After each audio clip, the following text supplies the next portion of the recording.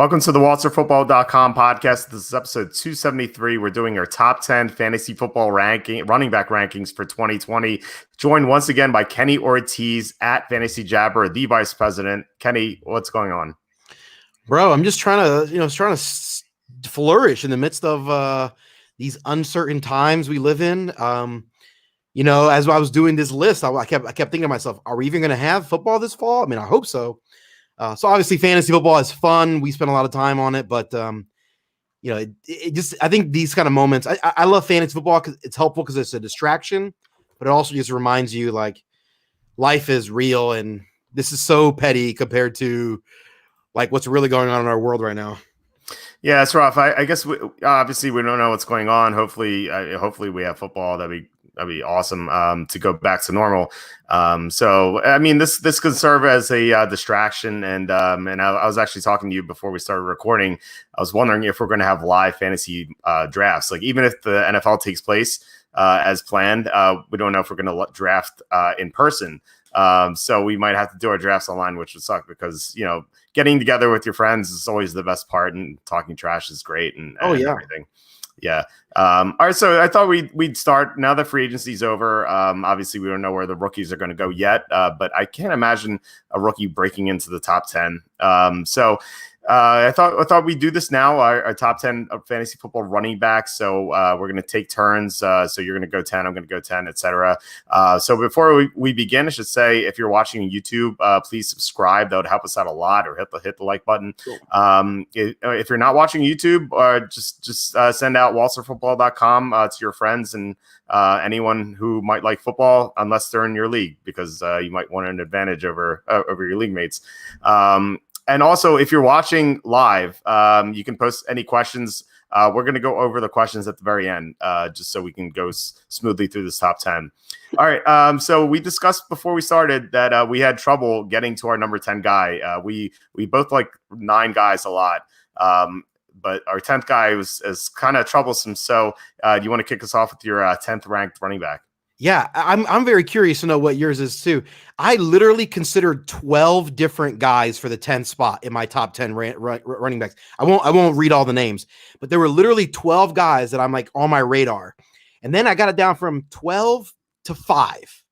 So I got it down to 5, and it was really, really close. I mean, it was really close, but I think I got one guy that's going to edge it out. This may end up changing as the year goes on, but right now my number 10 guy is Miles Sanders of the Philadelphia Eagles. And again, when I do a top 10 list, I know you and I do a little differently. I'm ranking guys based on the order in which I would draft them, not necessarily the order I think they would finish in. Where I know you do projections and you're much more analytical than I am. I just shoot from the hip. So I use my gut, and it's a big one. So, but yeah, number 10 is Miles Sanders. Again, I think there's 5 guys that you could legitimately make an argument for this spot or beyond that. Miles Sanders he's a great athlete. I expect the Eagles to be an overall better team. I also think one of the things that give me a slight edge for Eagles in general is the other NFC East teams all have new head coaches.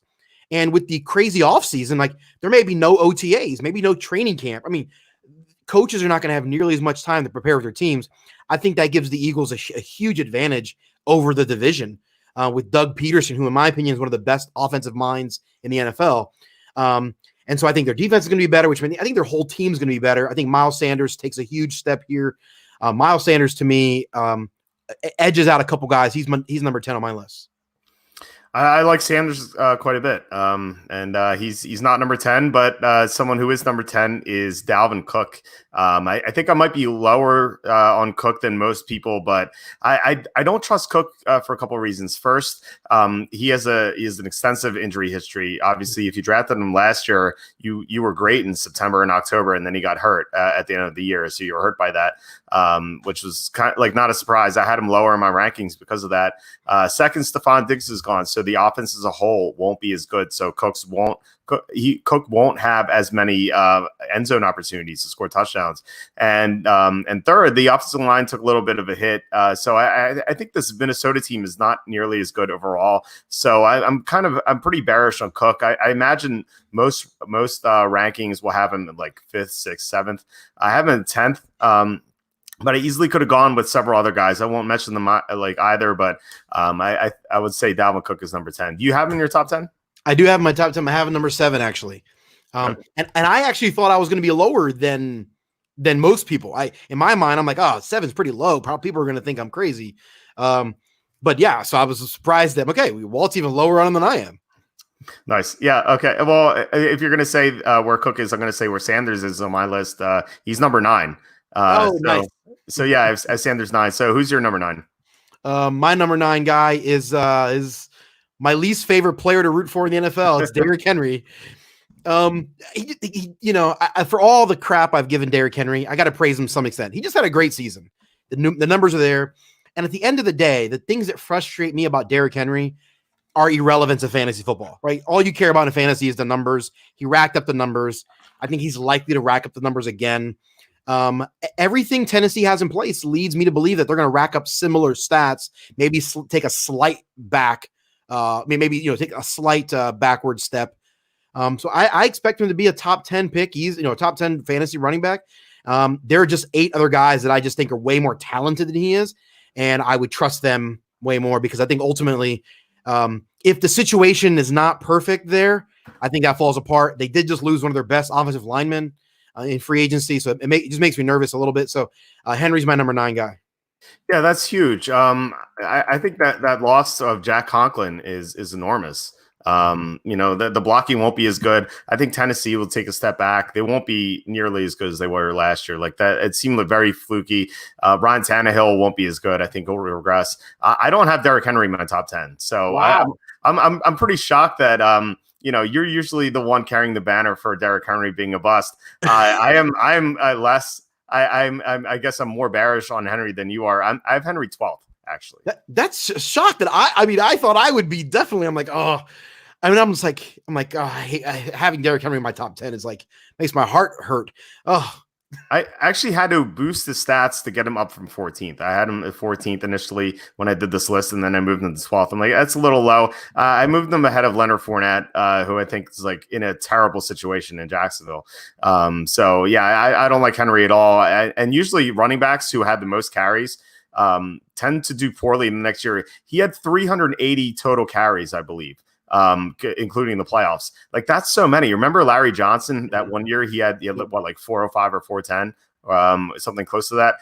Henry wasn't that far off.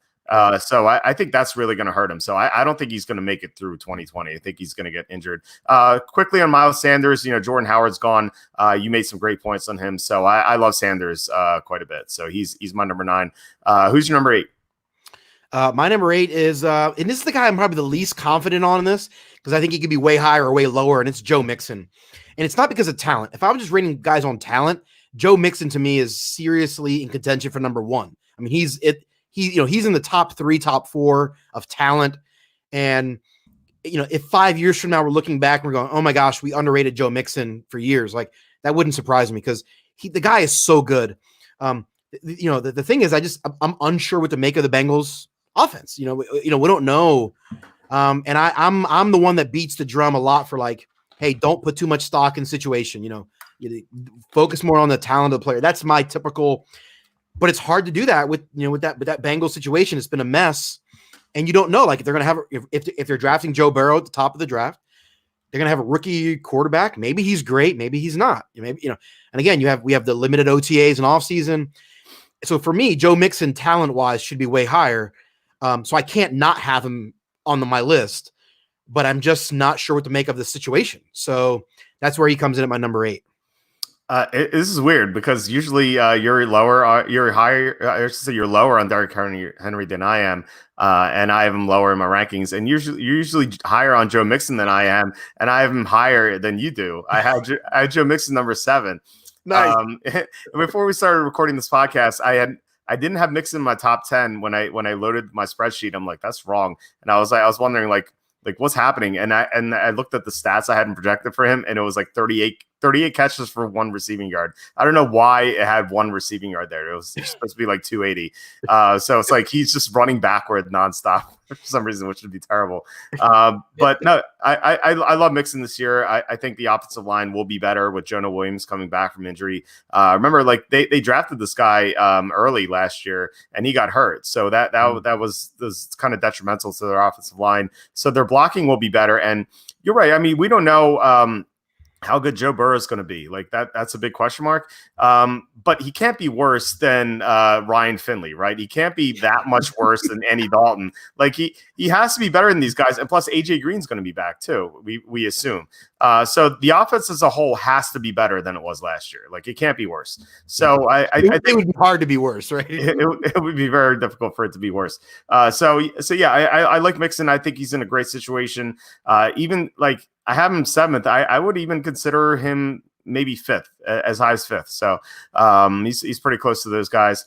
So my number 8 is let's see, Aaron Jones. So it's a little frustrating when Jamal Williams gets those touchdowns and he gets some receptions, but it's the Packers really kind of managing Aaron Jones's workload. I think they like Jones a lot, and I think this is evidence in the playoffs when Jones had most of the touches in the playoffs. Like I remember playing Jamal Williams in some of my DraftKings lineups, and Williams did nothing, like really, because Jones handled most of the work in the playoffs. So I think in important games, I think Jones is going to get most of the workload, which means late in the year.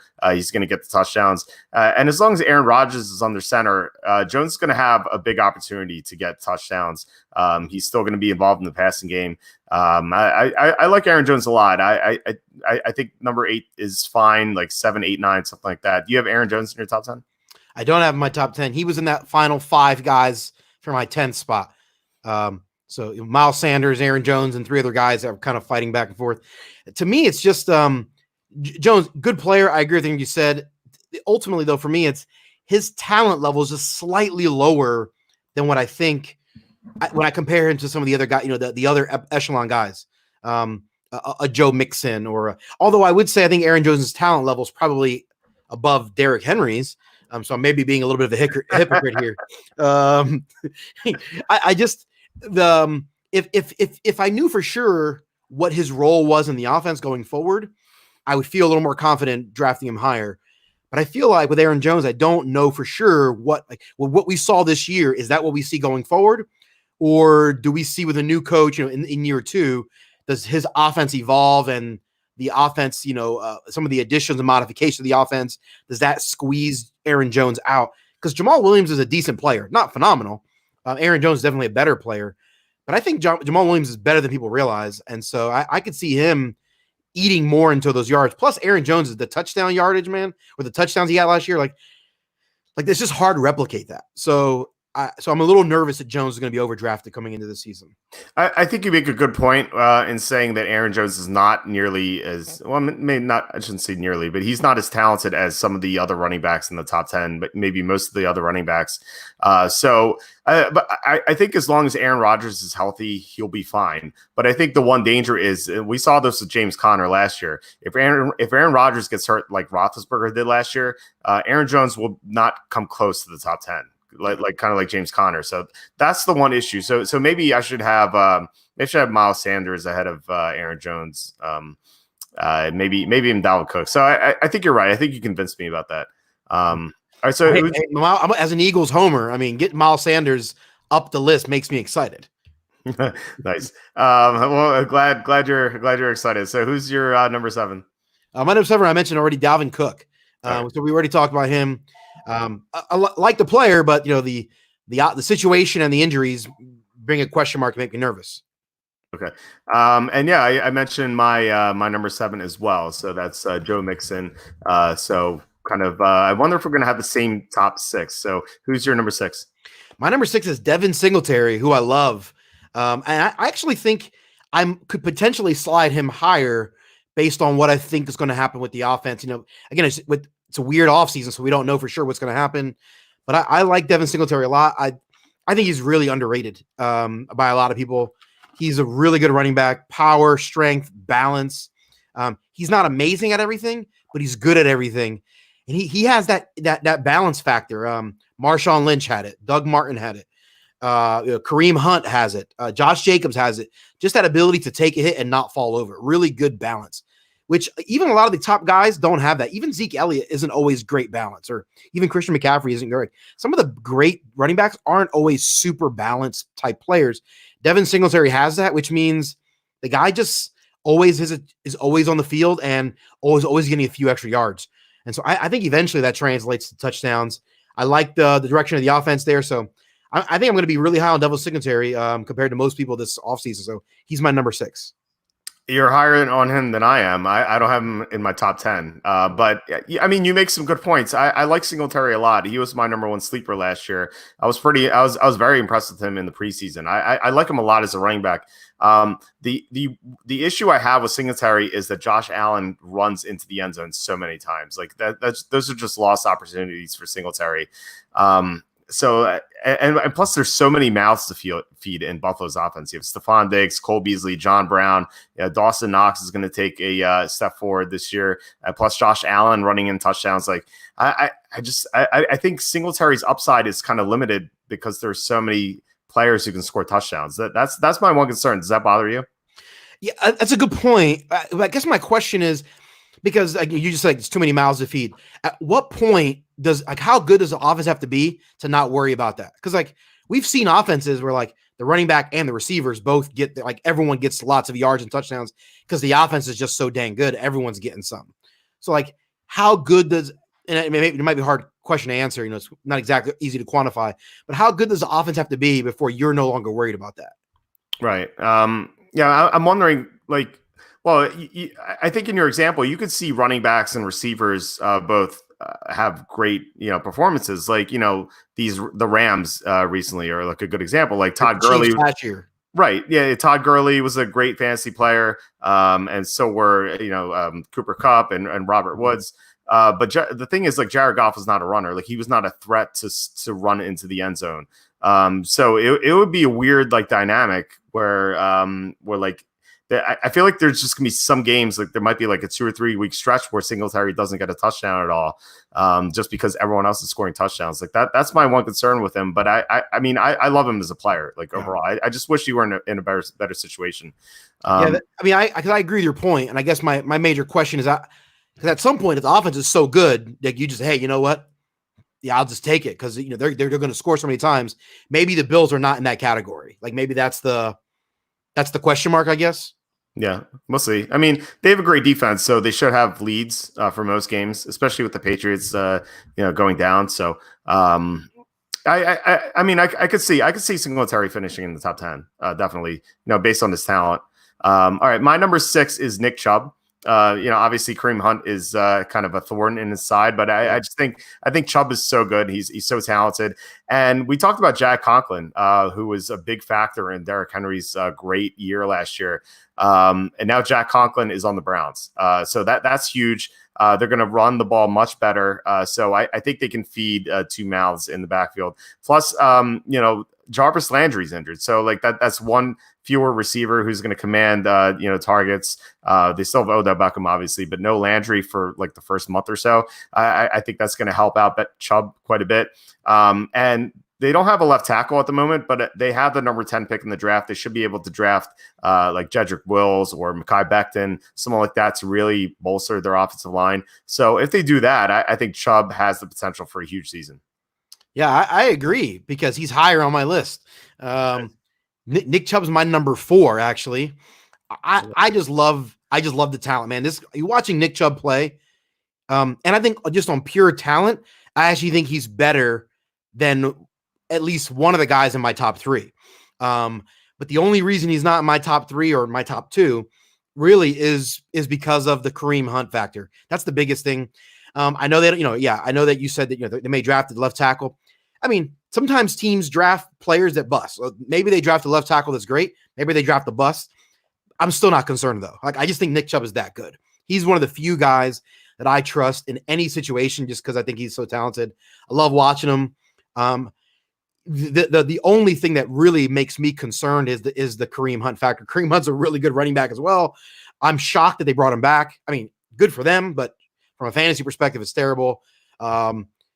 because I really like Kareem Hunt as a player as well, and it's like not great. So if not for that, if they had let Kareem Hunt go and then he just signed like a nice backup, a decent guy, then I would definitely Nick Chubb would be in contention to be in my top 2. That's how much I love him.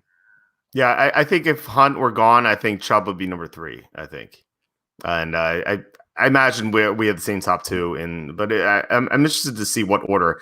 All right, so we know you're number 4. So who's your number 5? My number 5 is Mr. Alvin Kamara.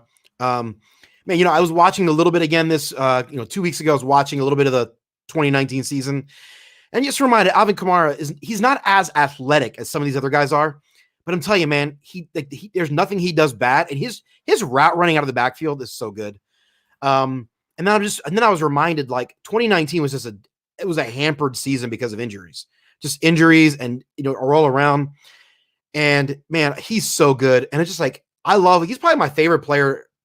Not my favorite non-Eagle right now in the NFL. Just like love watching him play. And so just like between maybe like him and Michael Thomas, like I love watching both of them, and they're both on the Saints. So it's just like it's fun to watch. So I think Alvin Kamara is a guy that I think I'm going to end up with a lot of him because I think I'm going to be higher on him than most people are. So I have him at 5. I have him at 4. So I love Kamara as well. Yeah, he was injured last year. He got hurt. He was not the same for like a few weeks. So I think that might make his stats look worse than people might realize. But he's a special player. I think he needs to be ranked highly. I would like Chubb over him if it wasn't for Kareem Hunt. But Kamara is just a special player. So that was my number 4. So I guess I figured out who I have in my top 6 that you don't have in your top 10.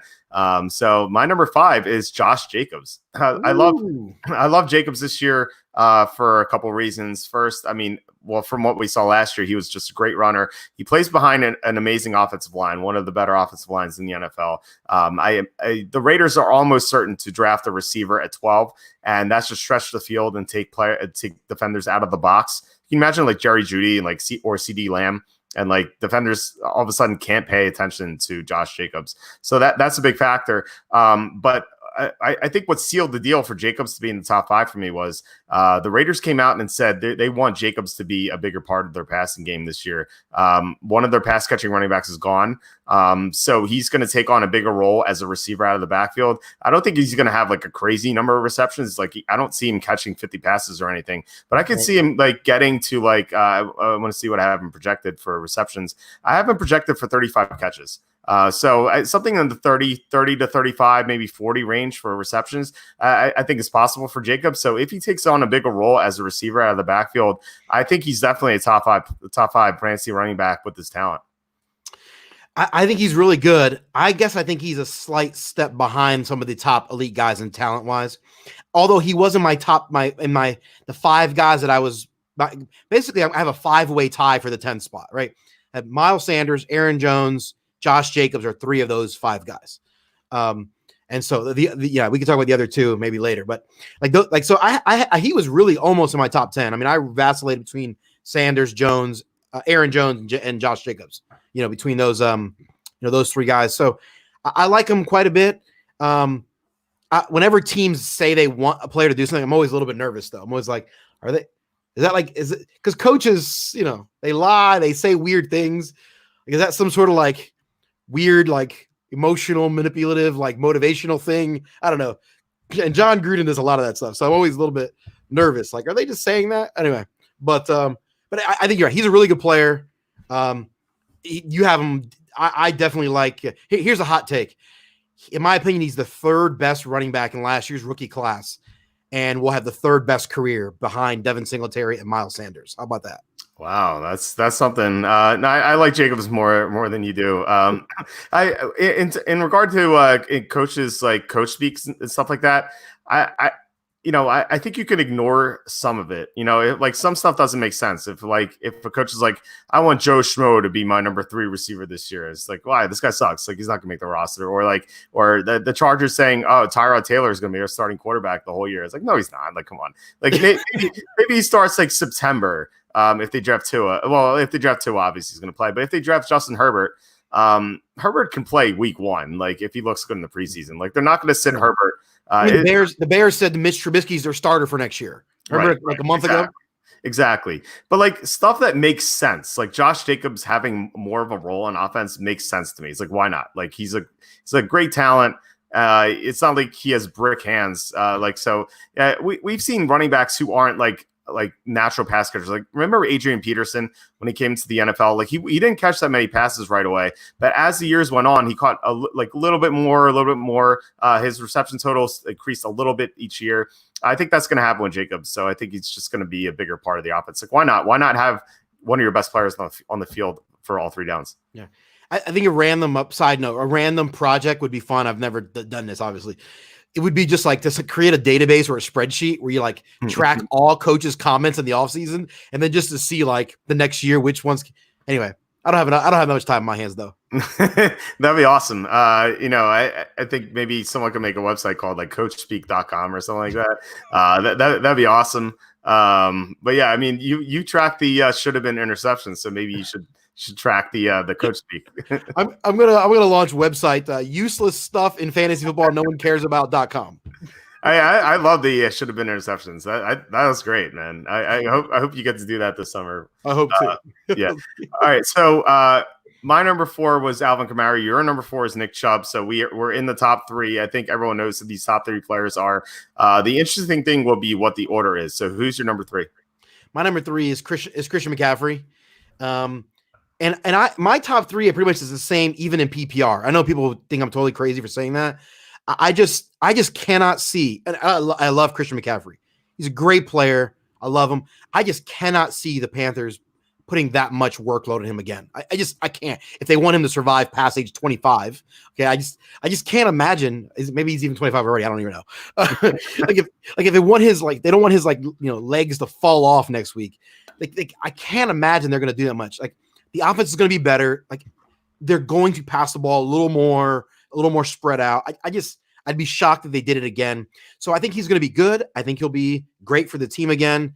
But there's just no way he can replicate those same stats. And so I think he takes a step back. I almost had Nick Chubb ahead of him, actually. I love Nick Chubb that much. But I just think this offense, McCaffrey's going to catch so many balls. Even if they're bad, we saw them last year, just dump the ball off, 10 times a game in some cases. Just, on DF and DraftKings, he was like $11,000 at one point. I mean, some stupid, whatever number it was, his DFS salary. So I love the player. I think he's great. I think he's going to be really valuable. There's no way he can replicate those numbers. So that's why he comes in at number 3 for me. Okay, he's number 2 for me. So I have him ahead of this one guy who I guess we're going to discuss in a bit. I totally agree with what you're saying. I mean, I think his production will take a tiny step backward because he has to survive until he's 25. Apparently, he turns 24 in June. By the way, I just looked it up. So he only has to last one more year to hit that benchmark at 25. Exactly.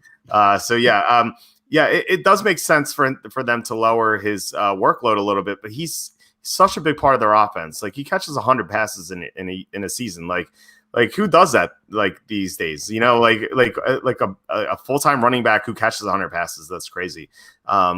It's hard for them to. I see them saying like, oh, we're gonna try to decrease his touches by 10%. But even if they do, like he's still gonna be a top 2, top 3 fantasy player. And so like you have him number 3. I mean, obviously if you have the 3rd pick, you're going to take this guy. And that's still saying you like him a lot. It's not like Derrick Henry here where we're kind of like bad mouthing him. When we don't have him 9 or 10, but I can see your point, but I have him number 2 because I am slightly concerned about the number 3 guy who I have. And, might as well get into him. So my number 3 guy is Ezekiel Elliott. And am I incorrect? Am I correct in assuming you have him number 2? He is my number 2. Yes. Okay.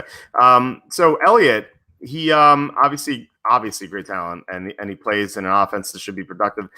The problem I have with Elliott is that he just lost his center, Travis Frederick. Like that. Yeah. That's a big loss. Frederick, even after his autoimmune disease, he came back last year. He wasn't hit quite himself, but he was still very good. And like not having Travis Frederick in the middle of the offensive line, I think it's going to be a huge blow for Elliott. Also, something you mentioned earlier, the Cowboys have a new coaching staff. We don't know, I think you're correct in saying teams with established coaching staffs are going to have a big, they're going to have a big advantage over some teams, or at least the first month or so of the season. So I think that's another blow for Elliott. So it's tiny things. Again, like I don't hate Elliott. I have him number 3. Like if I have the 3rd pick, I'm taking Elliott. If the top 2 guys are gone, so I don't hate him, but I have him behind McCaffrey for that reason. Yeah, to me, it's really close. I mean, it's you can make an argument either way. I do think the loss of the center does impact the running game in Dallas for sure. It's just not enough in my mind. If I were doing projections, I would definitely lower Zeke's projections somewhat, but I don't know that it doesn't make a huge difference for me between him and McCaffrey. It's pretty close, I think. Yeah. Maybe in PPR you give McCaffrey the edge over Elliott. Now that I'm thinking about it again. Yeah, in PPR, I actually have McCaffrey number 1 still. So this is standard, obviously. I think everyone knows who who the number 1 players are. It's Saquon Barkley for both of us, unless I've completely misread this. No, I got Marlon Mack. What are you talking about? Yeah, of course. Actually, I like Marlon Mack this year, but yeah, okay. No, it's definitely Saquon Barkley. I mean, this guy is the best running back talent. Maybe the best running back talent of my lifetime. I mean, to me, Adrian Peterson was the best talent I've ever saw running back in my lifetime, my adult lifetime. Saquon is maybe as good and potentially better. I mean, this guy is a freak of nature, and you are much higher on the Giants' long-term, or their offensive potential for this year than I am. I do think their offense will be better, even if it's just slightly better. And as long as Barkley is healthy, I fully expect him to be the best running back in fantasy, potentially by a significant margin all year. Yeah, I do too. So I've mentioned this before, but Barkley, I think people might be a little frustrated with him if they owned him last year, because in the middle of the season when he came back from the injury, he wasn't very good. Like, I mean, he still, I would say relatively, he wasn't very good, like compared to his own talents. Like, he kind of struggled. Like, he didn't hit like expectations. For a long stretch, he disappointed. But I think if people remember, when he was first diagnosed with his injury, they called it an eight-week injury, and he returned after what, like 3 weeks? 2 weeks. It was 2 weeks in a bye, I think, right? Yeah. So after 3 weeks, he returned, and it was like a miracle. It's like, wow, he's returned already. But for like the next 5 games, he wasn't quite himself. Yeah. It was like when he hit that 8-week benchmark, he became amazing again. So it was like, yeah, I guess he just returned. Like they told him there wasn't any risks to him, like re-aggravating the injury. He just returned and wasn't quite himself. But when at the end of the year, if you look at his stats at the end of the year, if you watch him, watch the old tape from the end of the year, he was amazing. And like that, I think that's the guy we're going to see. Also, you talked about how I love the Giants. I love the Giants this year. I think they make the playoffs. I think there's a decent chance to make the playoffs. I think Daniel Jones takes a big step forward. The offensive line should be better. It seems like they're going to draft an offensive tackle number 4 overall. So they're going to get the best tackle in the draft, probably Tristan Wirfs from Iowa. So that'll help them out a lot. I just don't see any reason not to like Barkley. I love Barkley. I think there are going to be some fantasy players who take McCaffrey number 1 overall just based on what he did last year. And if I have the number 2 pick in leagues, I'm going to be pretty happy if I get Barkley with that pick. Yeah, I agree 100% with you. Everything you said, 100%. I think people don't realize, like, if you're the Giants, you're like Saquon Barkley comes back from an injury, maybe he's only 70% of himself. But for the Giants, 70% of Barkley is better than what they have on the roster. So, like, they want to have him in there. And from Barkley's perspective, if the doctors say, hey, listen, you're not going to be yourself, but there's no long-term damage, you're not going to worsen the injury. So from Barkley, you're just like, hey, okay, heck, let me just get out there. From a fantasy perspective, that's frustrating because you'd rather him just be out so you play a backup, rather than now you're, okay, do I play an injured Barkley? Do I play or another? And there, Barkley did disappoint for a stretch last year. I know that frustrated a lot of people, but like the NFL, like coaching staffs don't care about your fantasy squad. So like, and I think we should think about that when we make projections going forward. Like we shouldn't assume that Barkley somehow is not as good. No, like just use the logic. He wasn't as good for that month because he freaking shouldn't have been on the field. Most people wouldn't be. It was like when Adrian Peterson tore an ACL in December and then came back and ran for 2,000 yards the next season. Like it's absurd. Like some guys are just freak of nature in what they're able to accomplish. Barkley is that kind of guy, which means the fact that he was even out there 70% of himself should give you confidence going into 2020 that this guy should be at the top of the draft. Yeah, that's a good point. And he's not going to miss 8 weeks, or supposed to miss 8 weeks every year. It's just bad luck. And I know firsthand. I had him in one of my leagues. Actually drafted him first overall, and it didn't work out because he got hurt. If he didn't get hurt, I think my team would have been much better. So yeah, I'm glad we're in agreement despite our other disagreements in the top 10. So it's cool that we finally came to an agreement at the very end. So we had go ahead. Barkley, he's going to be the agreement for a lot of people. Yeah. I said I do think a lot of people are going to take McCaffrey number one. Yeah. So yeah, I would prefer Barkley, but you know what?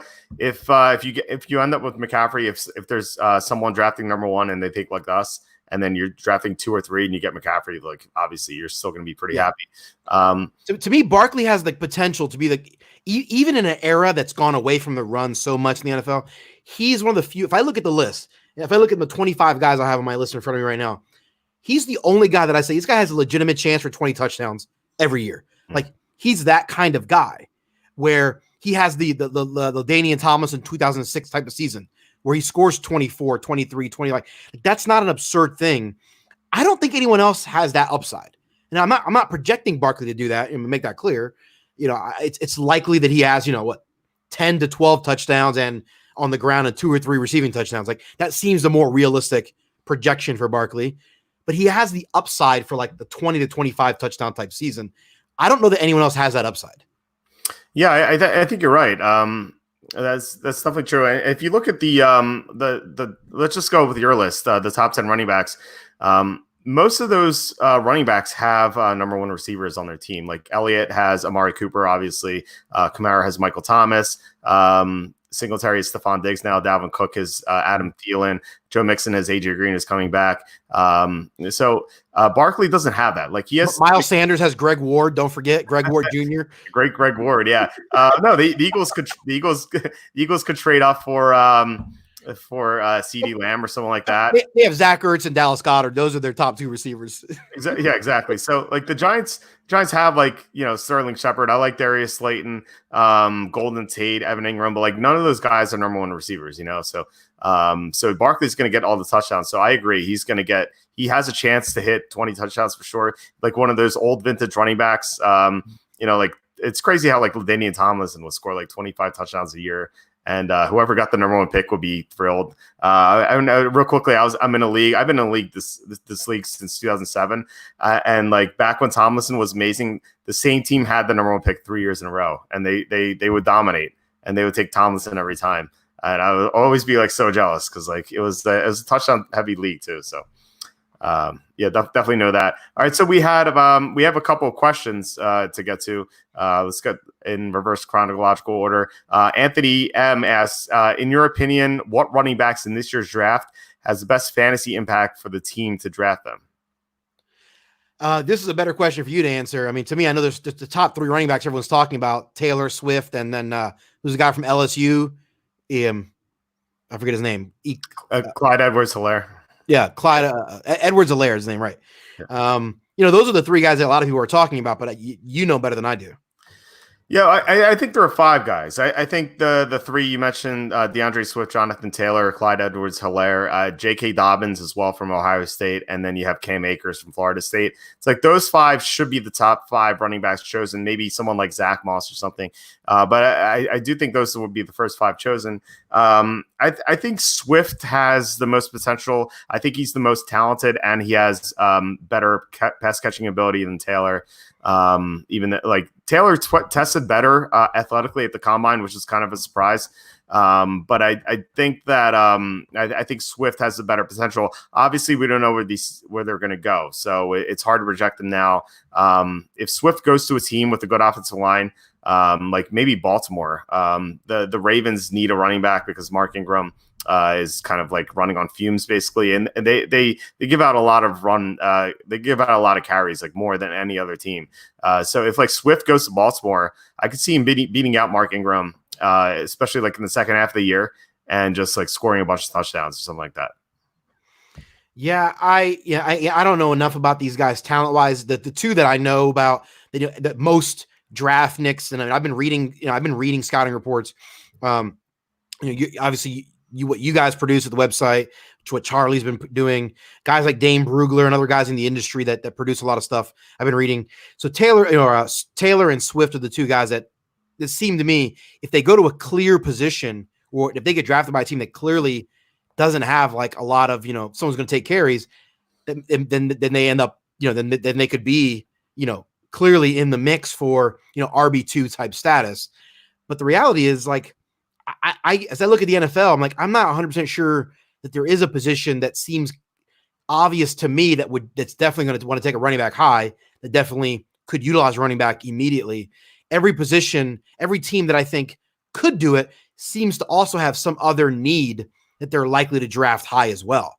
So, I think with the Ravens are also likely to potentially draft a receiver, high as well. So I think there seems to be a lot of the teams that have question marks, I think also have needs that might draft, or I think of teams that maybe would not want to draft running back early because they have someone on their roster.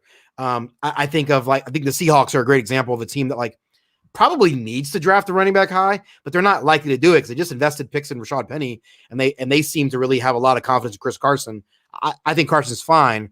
I don't think he's nearly as talented as other people think. So like a team like the Seahawks, I think, are likely to not draft a running back, but I think should draft a running back. So it's hard for me to guesstimate what kind of fantasy impact these guys are actually going to have year one.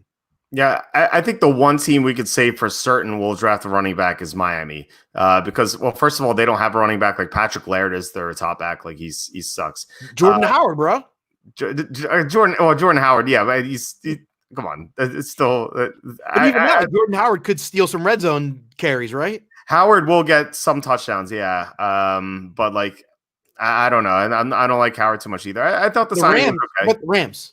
Yeah, the Ram. Well, here's the thing. I said Miami definitely because they have 6 picks in the top 70. Okay.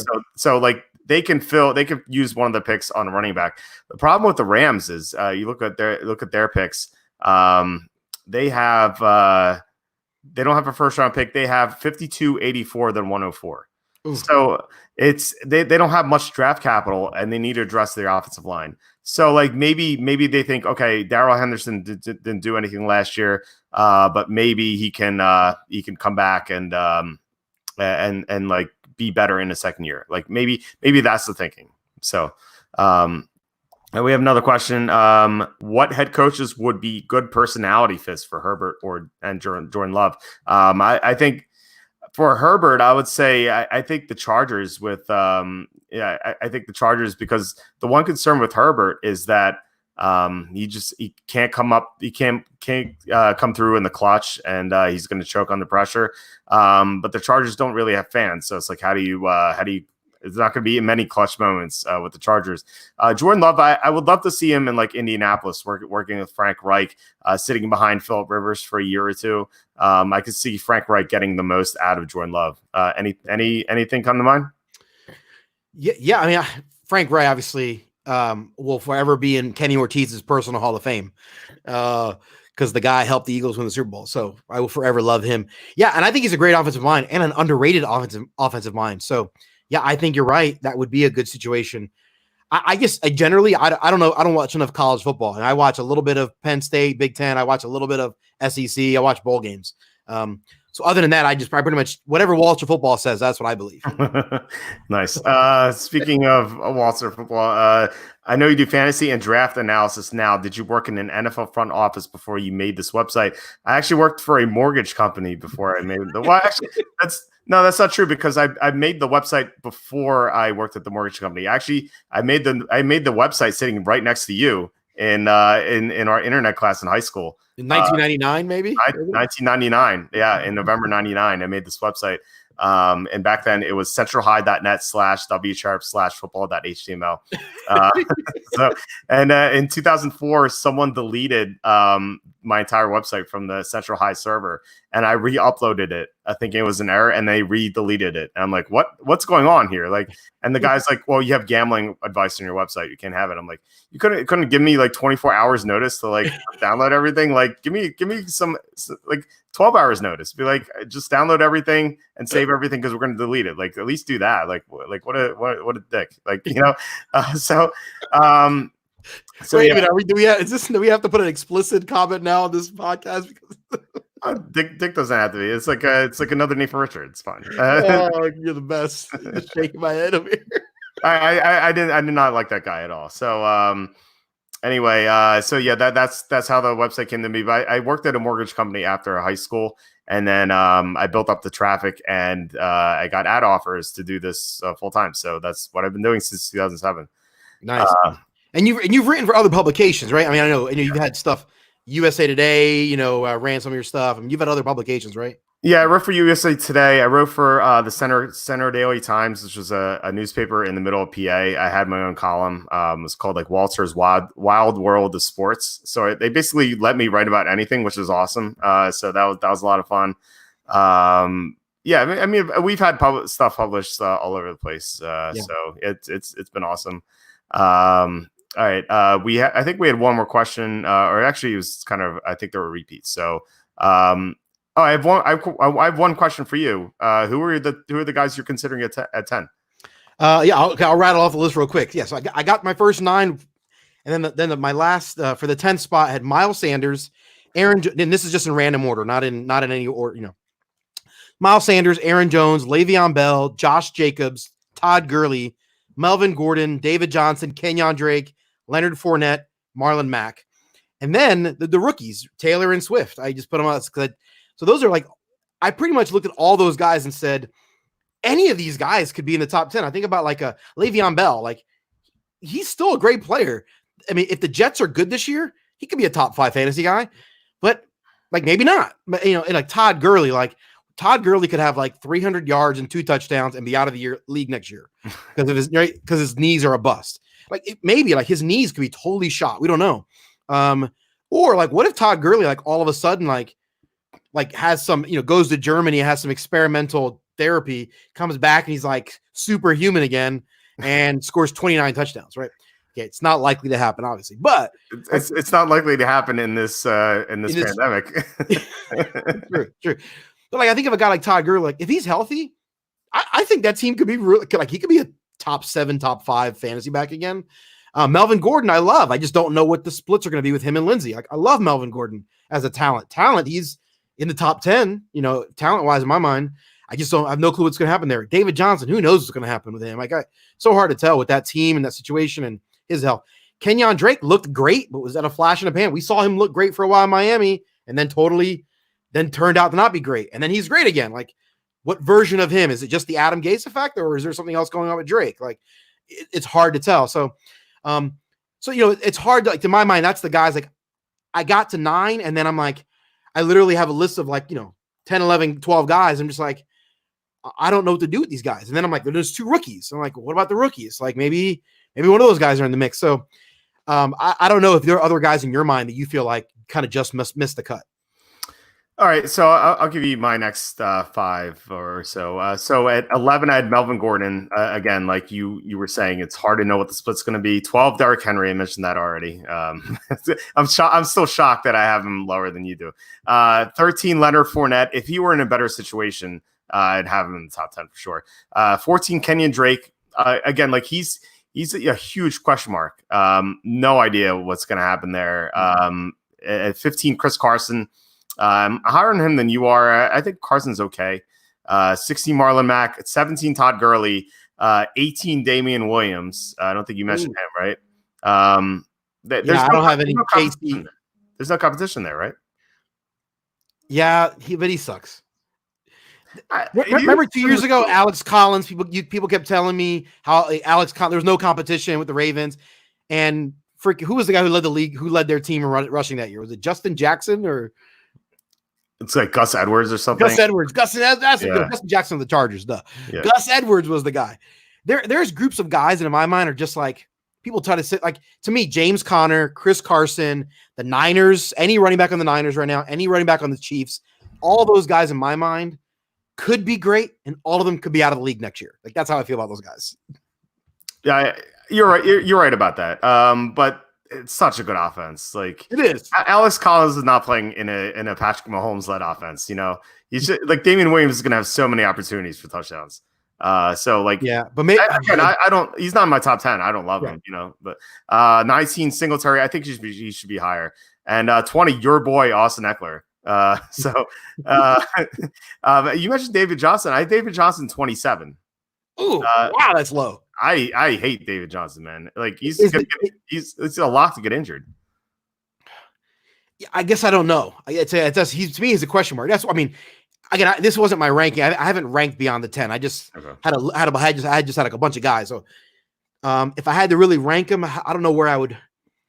He would be in my top 20, but I don't know where it would be. I don't know where he would make it. To me, there's two major question marks with David Johnson. One is the injury question for sure.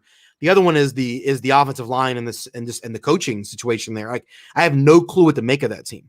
So I don't know. But if he stays healthy, I still believe in the talent. If he can stay healthy, and Deshaun Watson's such a great quarterback. I remember with RG3. I mean, like when RG3 was at the top of his game, he opened up so many opportunities for who was the running back he played for that year? Who came out of nowhere. I don't remember his name. That's how good he was. Anyway, but like Russell Wilson, I think does this as well. Like there are certain running backs because they run the option, or certain quarterbacks when they run the option give the running backs easier touchdown opportunities in the red zone. RG3 did that with running backs. Was it Alfred Morris? Alfred Morris, that's what it was, right? And Alfred Morris was like a mediocre player who had just a ton of opportunities because of the option that RG3 opened. Like if they did that a little bit with Watson this past year, if they did that a little bit more, and if Johnson stays healthy, two big ifs, I know. Then I think Johnson has like a chance to score double-digit touchdowns. Or David Johnson gets 300 yards and 2 touchdowns, and he's out of the league in 2021, right? I mean, like that's also a possibility too. No, yeah, you're right. I just think that I think it's a virtual guarantee that David Johnson gets hurt. I don't like saying that about most people, but he reminds me of like Ryan Matthews, who's just like always going to get hurt, and he's kind of like running on fumes. He doesn't seem like he's 100% either. Just look at how much better Kenyon Drake was in Arizona's offense compared to David Johnson. And I even think Chase Edmonds was better last year when he was on the field. Like David Johnson was the third best running back on Arizona's roster. He's going to get the opportunities in Houston for sure. But that blocking is not very good. The coach sucks. And I had to get it in there. And the durability is even worse. So I think it's a bad situation. I wanted to highlight this comment. I used to have a profile on Bleacher Report, and they deleted it without informing me. They used to be semi-pro. They basically deleted all of his stuff. It sucks. Like if you're gonna delete stuff, just inform the person. Be like, you have 12 hours to delete stuff. It doesn't hurt anyone. Just wait a little bit, right? Anthony says, Walter, with the amount of fantasy and draft knowledge you have, that's why I assumed you worked in the NFL front office. Thank you. I appreciate that. No, I have not worked for an NFL front office. That's not like entirely accurate. I've done some work and still kind of do some work for an NFL front office, but it's kind of like it's outsourced. I'm not like directly on the payroll or anything, but I do send one front office information. So I won't say who they are. He says, you didn't name the one running back from the 49ers, and they were second in the league in rushing 2019. But again, Kyle runs a running back by committee. So they don't have one guy. So yeah, we didn't mention any of the 49er running backs like Raheem Mostert or whatever. Yeah. Specifically Kansas City, Niners, Chris Carson, in my opinion, James Conner, Austin Eckler, like all those guys to me are the products of their system. So could they be great? They could be, it could be great. And I was saying this last year with Damian Williams and James Conner. They were, we both talked about that in the offseason. I don't trust guys that are okay, but they depend too much on the system, because if the system's not great, what if Mahomes gets injured for 5 games? Well, Damian Williams is going to suck then.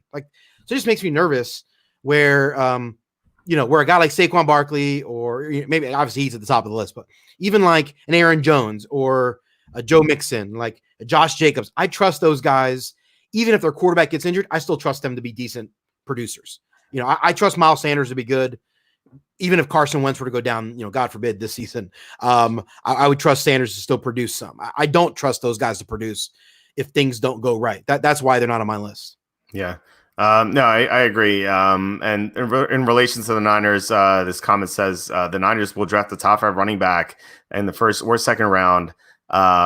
So his guys are Taylor and Akers. Do you think the 49ers will draft the running back in the first 2 rounds? Kyle Shanahan doesn't seem like the kind of guy that cares. He seems more like the plug and play kind of guy. He doesn't seem like, and even if they do draft someone, I don't think it guarantees that they give him a lot of carries. We saw them go out, like they prioritized signing Tevin Coleman. They gave him a bunch of money, more than other people wanted to give him.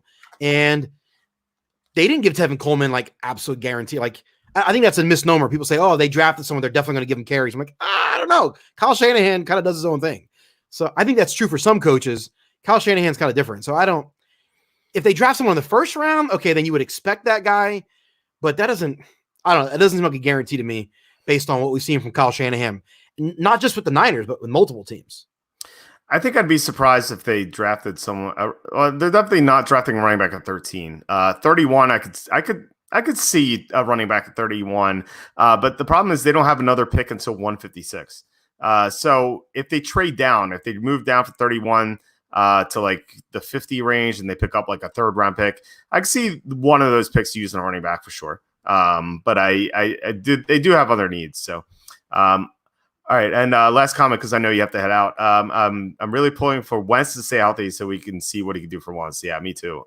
He was an MVP. He was the MVP until he got hurt. But it all ended up well anyway. So. And we saw what he can do for 14 games in 2017. We saw it. Yeah, absolutely. All right, you got to head out. So anything to plug? I'm on Twitter. I've been tweeting a lot. If you guys find me at Fantasy Jabber, we'll do that. And I'm gonna eventually finish I'm gonna do my top 25. I'll put these guys in rankings and I'll tweet that out as well. All right, sounds good. I'm at walterfootball.com. I'm going to post these rankings on the site as well as quarterbacks, receivers, tight ends. We're going to have to do this. We'll have to do like receivers next week and then quarterbacks. So stay tuned for that. And the NFL draft is exactly 3 weeks away from now. So we're going to have lots of draft content on walterfootball.com. I just posted the 7th round on my mock draft, which was kind of brutal to get through. I actually made an error, which I had to fix today. I had some guy who shouldn't have been there, but so I fixed that. So yeah, check out walterfootball.com. Hit subscribe if you're watching YouTube, or send this out to anyone who likes football. Otherwise, I will talk to you next week. You the man, Walt. You too. Bye.